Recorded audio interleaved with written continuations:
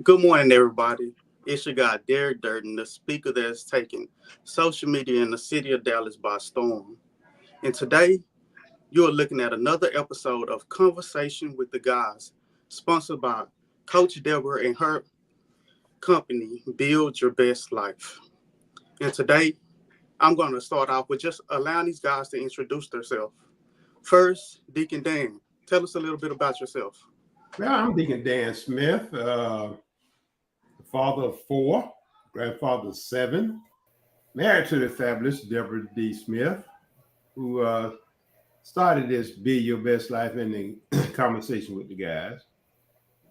I am retired law enforcement of 40 years, but I'm not sitting down still. I still have two different companies, lawn service and a handyman service. So I'm quite busy. And I am the over the deacons, chairman of the deacon board at my church, St. Paul Missionary Baptist Church. Yes, sir. Sounds like you are really busy and you're actually making an impact. I see that you're not sitting down. You're continuously making your life useful. And so with that, let's go to the next veteran, Dr. Joseph Levette. Tell us a little bit about yourself. Hey, good morning, gentlemen, my fellow brothers. Always excited to be part of this platform. Of course, I am Joseph Levette. I'm a retired 32 years active Army. Then I'm also an ordained minister, associate minister at my church. I'm married to the lovely Tony Levette, and we have 4 kids, 10 grandchildren, and as you may know by now, one on the way. And so we're excited about our life, but I'm just happy to be here today. This like I said, this is an amazing platform where we as men get to share our thoughts and our views on what it is to become a man and how they can and in using that to build their best life. So I'm looking forward to our conversation today. Oh, yes, I am too. And so far, we have a common thread, men of God who are married. But we also have a newcomer, somebody who has a fresh face to build your best life and the Conversation with God's platform. None other than Mr. Sean Smith. Tell us a little bit about yourself since you're a new face. Well, it is a pleasure to be here with you guys this morning. I've been secretly watching on the sidelines, and so I'm just happy to be here with you guys this morning. Like you said, my name is Sean Smith, uh, born and raised in the Bahamas, Nassau. Live in the Dallas Fort Worth area, in Denton to be exact. Been in Dallas for over 30 years. Married to the lovely Sybil Elaine Smith. We don't have any kids. Uh, I attend one community church. Also, I attend Good Shepherd Anglican Church. I was raised in the Anglican Church back home in the Bahamas, so I still keep up with Anglicanism. Uh, so I'm just here a servant, and wherever I am, I try to serve as best I can. I have a small business, entertainment business in the area, and so that's me in a nutshell. A lot of nieces and nephews that keep pouring into my pockets. Okay. Okay. Well, I too am a member of one community, the Plano campus, and it seems like I'm in great company. 3 men of God who are married. Now, I'm not married, but I'm looking to be, so I feel like I'm in great company. So let's get right into the topic. The topic today is conflict with mama. The first question is this. If you haven't experienced being a man raised by a mom, perhaps a close friend has gone through it. Are there any moms who don't bump heads with a son when raising them alone? Let's start off with the newcomer. Sean, just break the ice with us and give us your response to that question. Well, ironic I should be here today because my mom is visiting from the Bahamas right now. Uh, her and my 2 sisters, and so yeah, bumping heads. That's whether you're a single mom or mom in a dual household. Uh, I remember growing up. got a funny story. I went to my dad. I have 8 sisters. Let's just start by that. So I go to my dad and I'm telling him, I'm like, my sisters are working on my nerves, and I'm going through the list with each one in terms of what they're doing. And then I got to my mom, and I'm like, Mom, she's not even, she doesn't help. She's not. And my dad stopped me and said, Listen, I've been with your mom for over 30 years. And if I got to deal with it, you got to deal with it. Go back inside the house. But I think it comes down to the dynamic in terms of women and men, we communicate differently. And so, I mean, that alone is a barrier. And so now you have an authoritarian figure who doesn't share your agenda, who's telling you to do something, and you're like, what are you doing? Daddy tells me to do something differently. Daddy tells me to do it like this or do it like that. Now, you're telling me to do it a different way. So I think you always can have a conflict because of that communication, and especially if you're in a single home where, and think about this. One thing to think about our schools as a kid. Most of our schools is structured with women giving instructions each and every day to our kids, and especially male kids. And so that's all you see. So I think that's, you always can have that little bit of conflict, because I think for us, we've fallen down in our jobs in terms of being men and leading. Okay, that's a very interesting perspective. How about you, Dr. Levette? What is your perspective on that one? Listen, my perspective on that is definitely there will be conflict. The reason there'll be conflict is because of what a boy or young man needs versus what a woman can offer. You as a boy, you need a different type of nurturing. A mother can nurture you from a mother's standpoint, but she cannot nurture you from the standpoint of raising you to be a man, because those are two different things. Because how she was raised to be a woman is not going to translate into you raising you to be a man. And so that's where the conflict comes in, because sometimes the women, although she mean well and trying to do the best she can, but she's trying to raise him on things she know. So when she don't know what men really know, because I think Sean hit it good. As the father is the one that's going to help shape him into what it is to be a man. So yeah, that's going to be conflict as long as, just like for whatever crazy reason, it's conflict between women and daughters. Because even how they're at the time, they're trying to raise them on the standards they were raised on, and the daughters don't see that as, hey, that's not applicable in our time, So we're gonna bump as long as there's that mother trying to raise their son to be a man. Now, if she raised him to be a good person, that's one thing. Raising him to be a man takes another man. So that I'll leave it right there and let Deacon Dan bring up the rear. Yeah, that was a key statement that you made. A woman can raise a boy into being a good person, but she probably cannot. It may not even be equipped to raise him to be a good man. That was a key statement. Going behind that, Deacon Dan, I don't know how you're going to do it, but it's your turn to share your life. I'm going to do my best. Now, when I was coming up, my dad worked 2 jobs. So my mom had basically the household. Now, don't get me wrong. My dad showed me a whole lot of stuff. I still hang around him. Mom showed me a whole lot of stuff. Sure, we bumped heads, but I guess it was for good, because when you bumping heads, when that mom bumping head with you, she just wants you, like you said, a good person. She wants you to turn out that good person.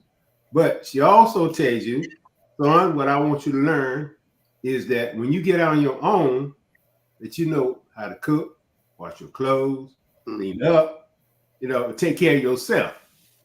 So that means I ain't got to be in a hurry to find no lady to do that.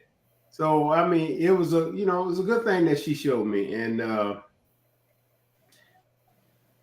you still that male figure need to be in there to show different things also, but mom was pretty strong, and I'm gonna tell you all this, but don't let nobody else know. Mom used to have a 22. My mom had a 22, but she always would say, now she only didn't threaten me, she threatened all of us. I had another brother and two sisters. She said, I'll shoot y'all in the foot with this 22. And she ain't gonna kill you. You know, when you point at she gonna tell you where she gonna shoot you at. Right. That was a threat. And I always thought about that. I said, what if my mama really shoot me in my foot? So, but I didn't want to take that chance. Okay. Yeah. So I was about 15, and I measured up to my mom. My mom was about 5'5", and I probably grew an inch or two, and I'm like, oh, I'm taller than you. And next thing I know, I'm down on the floor with a foot in my chest, and boy, if you try that again, I will kill you. And okay, so let's go ahead and move on to the next question. The next question is, moms will quickly tell you, boy, it's my way or the highway. How do you get past this? Let's start with Dr. Levitt. Well, I would say simply, first of all, as a boy or a young man, stay in your place as a child. Stay in that place, that respectful place as a child. You stay there, and then the other thing is that you're not the man in the house. You're not the man of the house. If you with a single mom, I know we've heard that term before, but you are not the man of the house. It's still mom is the authority figure in the house. But if you stay in your place as a young man, you will gain the trust and respect of your mom, and some things she will let you kind of handle. But you stay in your place.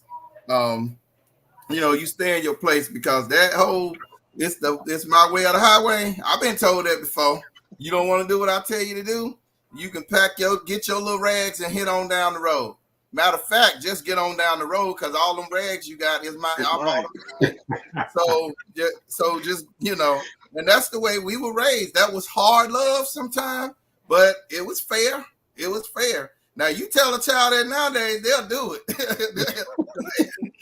They think they can survive out on the street. So, but I think that's my key is just as a child, stay in your place. If you stay in your respectful place, I think it'll go better. And those type of situations will go better, and you won't hear that term no more. But there are still moms out there that'll tell you it's my way or the highway. So yeah, that's my take on it. Okay, Deacon Dan, what is your take on it's my way or the highway? Well, my take on that is just like I said, you got to be obedient because I've seen friends that they take the highway. They ain't got nowhere to stay. Mm-hmm. Then it dawned on them, and I tell them, man, what you mean? You didn't do what your mama tell you to do? It's your mama. She feeds you every day, clothes you, and then you're gonna be disrespectful to her. So my thing is, they can't be disrespectful to their parent. You want to be just let's do as she say. Do as she say. Y'all can get along real good. Everything she said, you ain't gonna like. But you got to realize what it is. You can't take care of yourself at that particular point. And you don't want to be put out on that street and trying to figure it out. Because I see a lot of guys and try to figure it out and they end up, in the wrong place or doing the wrong thing. So, yeah, my way or the highway. Let it be her way until you be able to take care of yourself, making your own money. Like I still to my kids. Hey, do what your mama tell you to do. You're going to do what I tell you to do. But one thing about it, I want you to be able to take care of yourself. When you leave this house, you can take care of yourself. You don't have to worry about it. So, I mean, that's it. Your way or my way. And I think they should show respect to their parents on that. Okay. Just to add a little insight to it from my perspective. When I think about the my way or the highway, I think about the eagle that pushes the eaglet out in order to help them fly.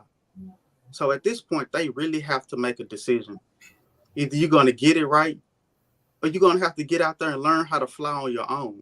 And I think that in today's society, mothers do not really do that. Mothers are more nurturing. They are protecting young boys from what's going on in society, because as we know, society right now is full of violence, full of a lot of negativity. And so mothers are really protecting them and cuddling and not really giving them enough room to grow into being the man that they really need to be. So with that, Sean, give us your take on the question. My way or the highway. Definitely a top a statement I've heard many a times. Uh, I think for me as a kid, I was because I grew up in a house with a lot of siblings. I always knew that I listened and I watched what happened to my siblings. So so when the punishment came down, listen, I'm on the other side of it. I did what I was supposed to do. And my dad often say, "Hey, if your mother is happy, I'm happy. If she is unhappy, I'm unhappy." So I never wanted an unhappy dad. You know, I did what I was told, and it works out. Kids are listening. Listen, we're telling you stuff that we experience ourselves. Adults are adults, and they've gone through some life experiences, and adults want it easier for kids. And I agree with you, Derek, in terms of some mothers are out there just being too much a nurturer, because I think that's because a lot of times we don't want our kids and our grandkids to experience stuff that we experienced the hard way. And so for kids out there listening, we're just trying to tell you this stuff so that you don't have to do it the hard way. It's an easy way and a hard way. Either way, you're gonna pay. So, so you can either do it easy or hard. Which one you're gonna do it? So yeah, my way or the highway. It was a rule in our house for years, and it helped me to be a better person. There's nothing wrong with it.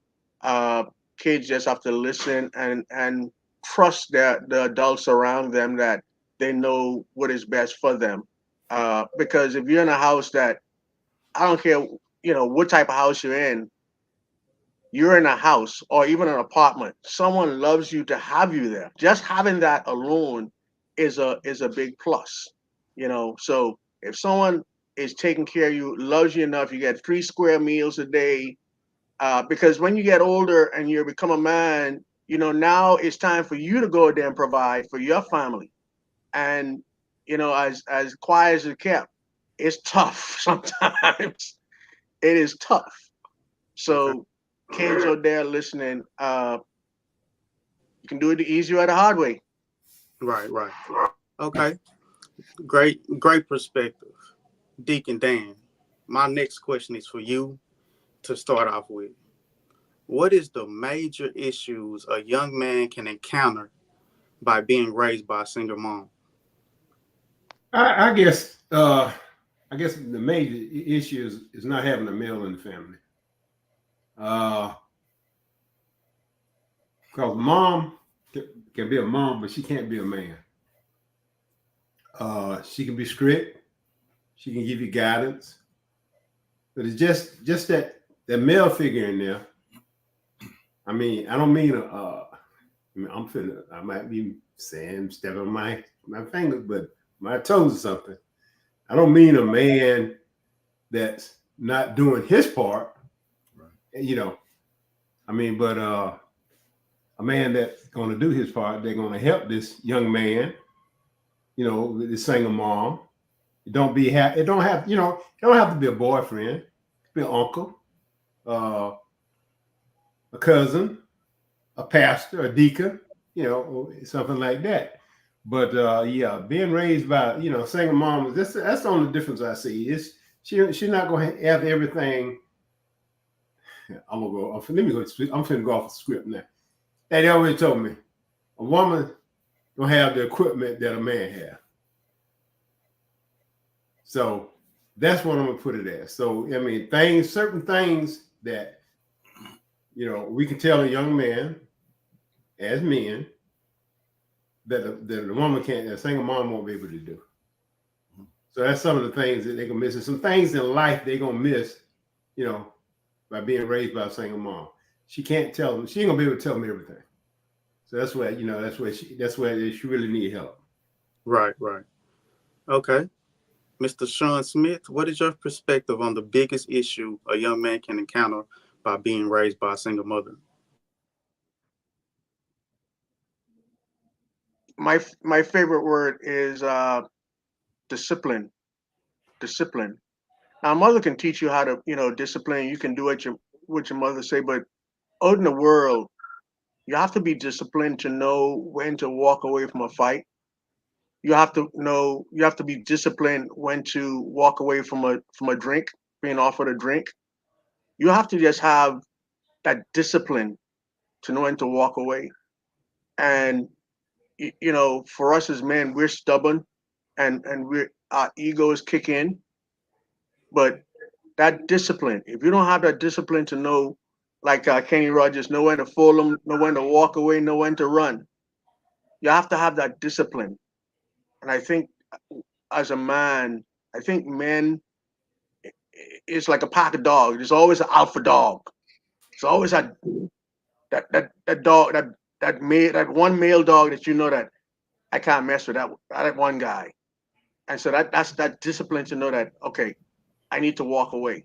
So I think that's something that a mother can instruct you to have discipline, but just being in that room as a boy, when you walk in the room and you walk in the room with men, it's almost having that fear to know that guy is bigger than me.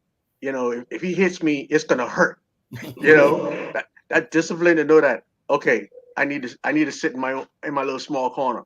You walk in the room as a little boy with a bunch of women, you ain't feeling that. You're like, oh, there's a lot of pretty girls in here. There's a lot of pretty women, But you walk in that room, you get a bunch of, are you walking to a locker room with big football players, linemen, oh, what's going on? Did someone turn on the light? So that discipline to have that, and not so much, I guess not so much discipline, but have that fear in your heart. I think every man needs to have that fear in the heart to know that, listen, I need to do the right thing here. If I don't do the right thing, something bad is going to happen. That fear, that good, it's not to me, it's not a bad fear, but that's that fear to know that this can go wrong quick and I need to walk away. Right. So okay. I think that's what my takeaway. Okay. And Dr. Levette, what's your perspective? Well, we done hit the main course was not that she cannot raise him to be a man, but I want to take a different angle too and throw this in there. One big issue that can become is that she got to be careful. A woman has to be careful who she bring around her son. If she raising a son, she got to be careful of the influence that another person she bring into her life can have on her son. If that man she bring in her life, if he a hustler, guess what happens? Your son can become a hustler. If he a drug dealer, your son can become a drug dealer. If he's a godly man, maybe your son can become a godly man. So it's all about, that's another issue that sometimes, we don't necessarily want to deal with, but we got to hit that. This is the perfect platform because we have to hit that area. Be careful who you bringing your son around. You better know who he is and know what it is he bringing to the table. If he's not going to be a good influence, and that's a good measurement for you to know what kind of man you bringing around. If he can't be a good influence on your son, our sons, then he's not the one for you. Do not take your happiness for granted and just bring somebody to have somebody. But make sure who you get that he has godly attributes. Because if you don't and you bring him into your home, he can actually be just as worse a problem with your child than you will trying to raise them, because he won't be able to raise them to be a man neither. He'll just raise them to just get his, do whatever it takes to get yours. So yeah, I say that's the issue that we have to deal with, is that you got to make sure who you bringing around your child and what influence will they have on them. That was extremely powerful. Yeah, and to pile on, not just who you bring your child around, but where you place your child, in the spaces that you place your children or your son. Because as a child as a boy without a man in his life, wherever you go, you're gravitating to men. So you're gravitating to learn. You're gravitating to kind of seek that male bond or that male attaboy. Going back to Maslow theory, every person is seeking, have needs, and so everyone is seeking to get that attaboy, attagirl. So if you take your kids and you put them in an environment that is not conducive for them, wherever they are, they're gonna pick up stuff. Yeah, and so you got to make sure that you put especially your sons, well, your kids, not just sons, and daughters as well, in great environments for them to grow. That is very, very, very informative and very important also. Now, let's go ahead and move on to the next question. Say, for instance, we have a young man who has in his mind, she's a mom, she's a woman, I'm a man. But there is a disconnect. How can that young man communicate that to his mother, that there's a disconnect due to the fact of their differences? And let's start off with Sean. Disconnects, you always can have disconnects. Goes back to what I guess my starting statement. Men and women communicate differently, and so there's always going to be a little disconnect. But I think one of the things to bridge those disconnects is just keep on talking it out. Communication is key, and it's like being sick. You sick in bed, but don't want to go to the doctor. If you don't go to the doctor, you'll never find out what you're sick in bed with. If you never go to the doctor, you'll never get the medicine to make you better. So wherever there's disconnect, you need that communication. If you have the ongoing communication, you can find out there is a disconnect. And then, like Coach Ricardo always says, there's always someone who's there to walk along you, or someone who's assigned to you. So if you have a problem, there's always someone assigned to help you through that problem. But knowing that there's a problem and wanting help for that problem is paramount. There's always going to be disconnect. I mean, you have disconnect with male on male, but there's always someone there who is there who is assigned to help you through those problems and through those disconnect. Okay. Admitting there's disconnect and wanting to find solutions for the disconnect. Communication is probably one of the first solution to it. Just communicate. All right. Dan Smith, tell us a little bit about it. Well, I'll look at it like this. Like Shane said, communication. If I feel, if a young man feels like he got a disconnect, go in and talk to his mother. Talk it out, and realize where the disconnect is and what is causing the disconnect. Is it caused by me wanting to do something that I want to do, and I don't think my mom will let me do it? Is that going to be a disconnect? Or that's going to be a disrespect? So you got to communicate, talk it out, rationalize it, and then make a decision on it to the best for the benefit of that person. Not just for the benefit of you, but benefit of both of y'all. So communication is the best part. Like Sean said, communicate. You got to communicate to get that disconnect out of there. And now understand, what is the disconnect? How can we solve the disconnect? What can we do to that make the difference. Because being a mom, she gonna strictly say, especially a mom that really concerned about her child, she gonna say, well, hey, I am the mother, I'm taking care of you. So that disconnect, we're gonna have to work it out. And if she cannot work it out, then that's where the point she's gonna have to seek help. You know, there's places that she can get help. You know, like I say, you should go to the church, from a deacon, from a good role model, a good role model. You know, not just anybody, a good role model, and you know, offer that so they can work out the difference. So I think that's, you know, it was hit on the head. Communication. Okay. Communication is definitely fundamental to any type of relationship, especially intimate relationship or raising children, because those are some of the most important relationships that we encounter in life. So, Dr. Levette, you got a young man who's looking at the fact that he's a man, his mom is a woman, there's a disconnect. How do we reconnect in order to make the relationship better?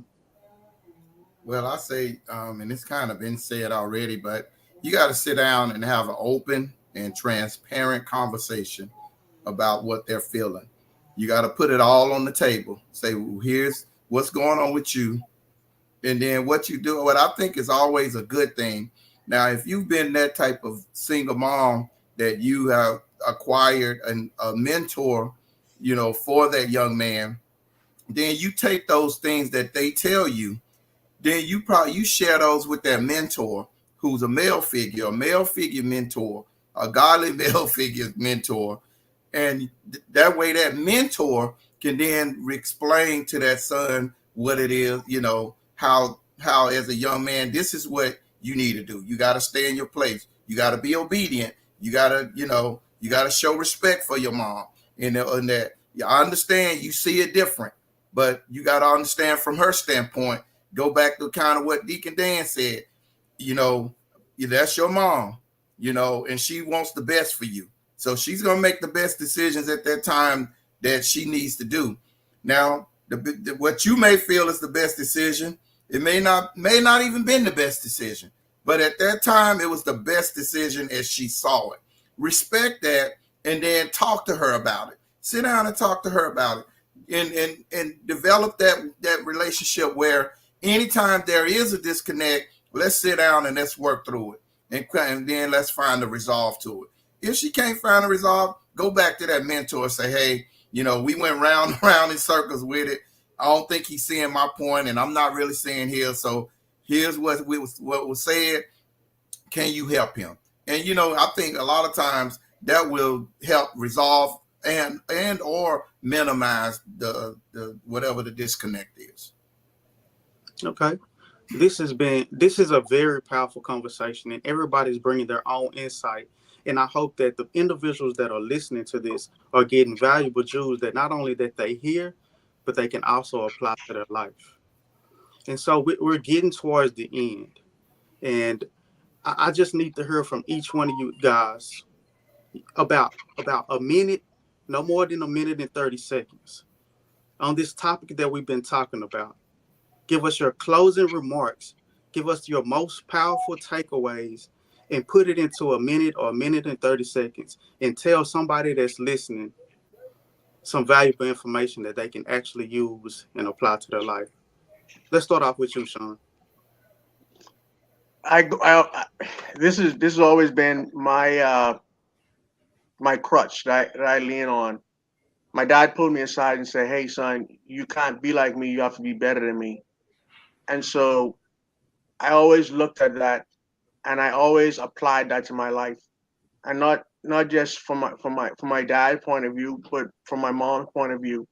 How can I be better? How can I take my family to the next height?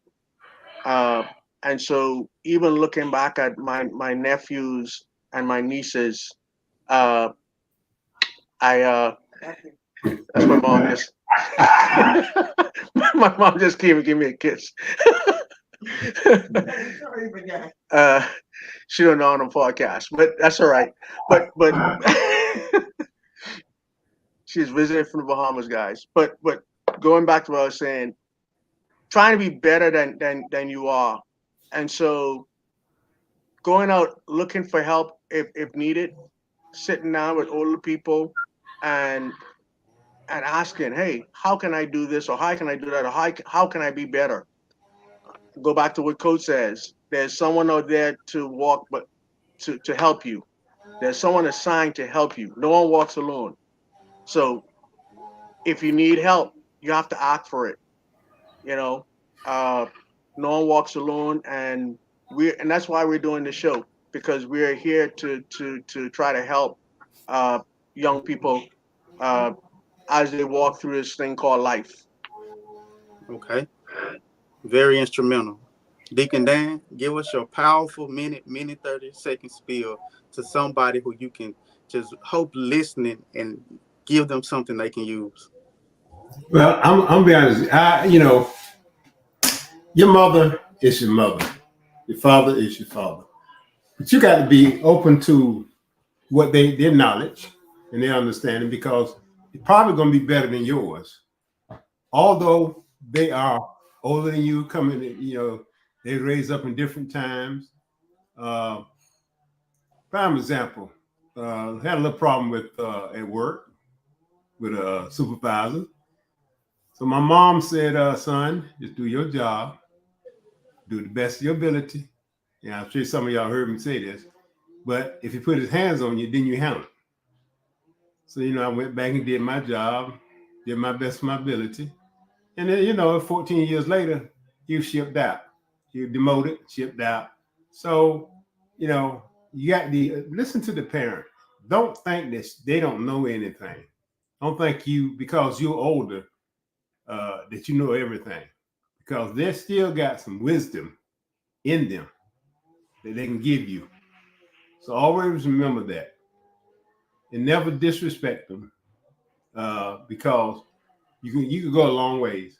My mom, she lived for 100 years. She was 100 years old when she passed, but she still had good knowledge. She still would tell you things about how good to live your life. So that's my thought. Don't disrespect the parents, the mom or the daddy. Listen to them. Sometimes the course that you take is not that you're gonna take is on your own, but it might not be the best.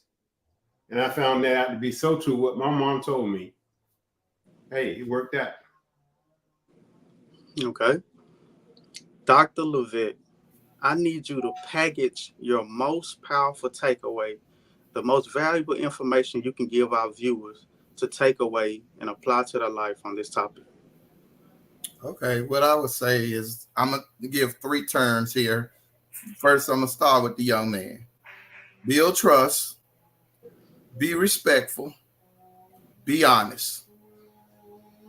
Okay, now let me flip that and put it in from the parent's perspective. Here's what I say to the parent. Build trust, be respectful, be honest. If we both are working from the same information, if we both are building trust in each other, if we have trust, if we're respectful to each other, and we're always honest with each other, it is going to make for a good mother-son relationship. That's what leads to her teaching him to be that good person. Because if I trust my mom, Deacon Dan said this earlier in a conversation, if I trust my mom, there's going to be some things she's going to say that's really going to help me. I'm going to look at my mom as how I treat a woman. Because how I treat my mom, I could treat that other woman if I'm not careful. So that's why I got to make sure that I treat her with that respect. I treat her with honesty, and I build that trust.